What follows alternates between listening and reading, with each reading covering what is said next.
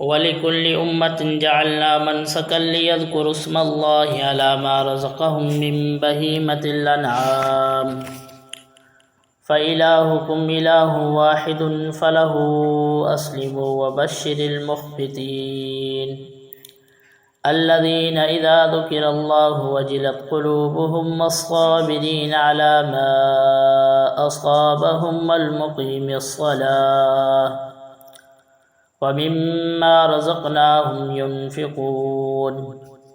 اوپر کی آیات کے اندر اللہ رب العزت نے بیت اللہ کی تعظیم اور بیت اللہ کو ازسر نو بنانے کا حکم کیا، اور اعلان حج کا حضرت ابراہیم علیہ السلام کو حکم دیا کہ وَأَذِّن فِي النَّاسِ بِالْحَجِّ يَأْتُوكَ رِجَالًا۔ یہاں اللہ رب العزت فرماتے ہیں وَلِكُلِّ أُمَّةٍ جَعَلْنَا مَنْسَكًا، ہم نے ہر ایک امت کے لیے قربانی کا ایک طریقہ مقرر کیا ہے۔ آپ صلی اللہ علیہ وسلم سے پہلے جو قربانیاں ہوتی تھی وہ مختلف طریقوں سے ہوتی تھی، مختلف مذاہب تھے تو طریقے بھی مختلف تھے۔ آپ صلی اللہ علیہ وسلم سے پہلے جو کافر اور مشرک تھے جزیرہ عرب کے اندر، وہ بتوں کی تعظیم کے لیے قربانیاں کرتے تھے، جیسا آتا ہے ما نعبدهم الا ليقربونا الى الله زلفى، ہم جو ان کی عبادت کرتے ہیں وہ اس وجہ سے کرتے ہیں کہ ہمیں یہ اللہ تک پہنچائیں گے، اور قربانی کرنا یہ بھی ایک اہم عبادت ہے۔ قربانی کے ذریعے سے انسان کو تقرب الہی حاصل ہوتا ہے، لیکن آپ صلی اللہ علیہ وسلم جب آئے تو آپ صلی اللہ علیہ وسلم نے قربانی کے تصور کو زندہ کیا اور قربانی کی فضیلت کے اوپر کلام کیا، اور قربانی کے جو متعدد طریقے تھے وہ حضرات صحابہ کرام رضوان اللہ تعالی علیہم اجمعین کو سکھلائے۔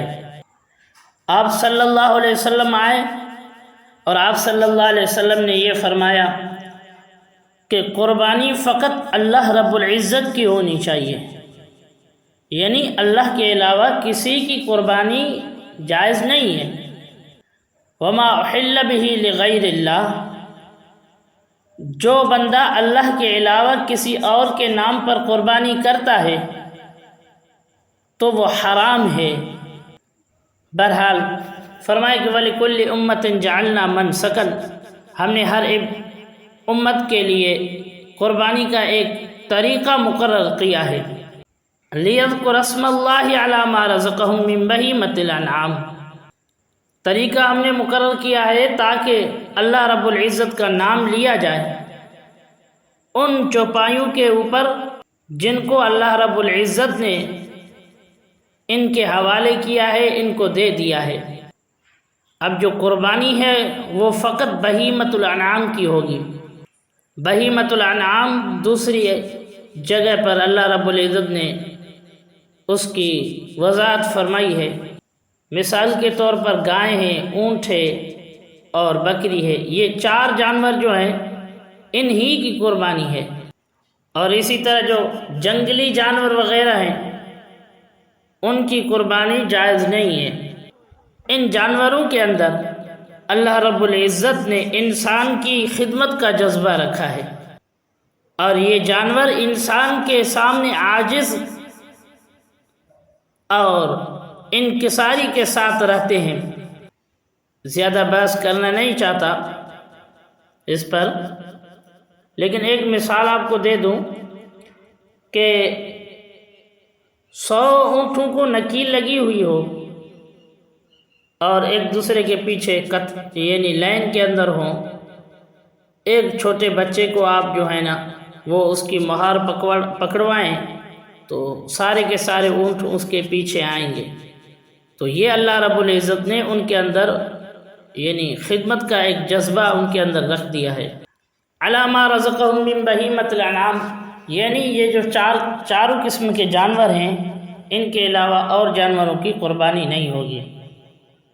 باقی یہ مسئلہ ہے لیذکر اسم اللہ، اللہ کا نام جس جانور پر لیا جاتا ہے وہ جانور حلال ہے۔ اللہ کے علاوہ جن جانوروں کو ذبح کیا جاتا ہے غیر اللہ کے نام پر وہ ناجائز ہے۔ اسی طرح کوئی بندہ جو ہے یوں لائن میں 5-6 گائے یا اونٹ ہو یا کوئی بکریاں ہو اس کو کھڑا کرے اور گولی مارے اور بسم اللہ پڑھے، یہ بھی ناجائز ہے۔ یا مشین کے ذریعے سے ایک ہی دم میں 5-7 اونٹوں کو یا گائیں ہیں ان کو اس طریقے سے وہ ذبح کرتا ہے تو یہ بھی ناجائز ہے، کیونکہ ہر ایک جانور کے اوپر بسم اللہ اللہ اکبر پڑھنا ہے۔ جب مشین کے ذریعے سے ہم حلال کریں گے جانور کو تو بٹن دباتے وقت بسم اللہ پڑھیں گے، یہ تو بٹن کی ہم نے بسم اللہ پڑھی، اور ہر جانور کے لیے علیحدہ بسم اللہ اللہ اکبر پڑھنا یہ معتبر ہے۔ اور اسی طرح بعض لوگ یہ کرتے ہیں کہ چھری کے اوپر بسم اللہ لکھ کر اس سے جانور ذبح کرتے ہیں اور بسم اللہ زبان سے نہیں کہتے، یہ بھی ناجائز طریقہ ہے۔ زبان سے کہنا چاہیے بسم اللہ اللہ اکبر۔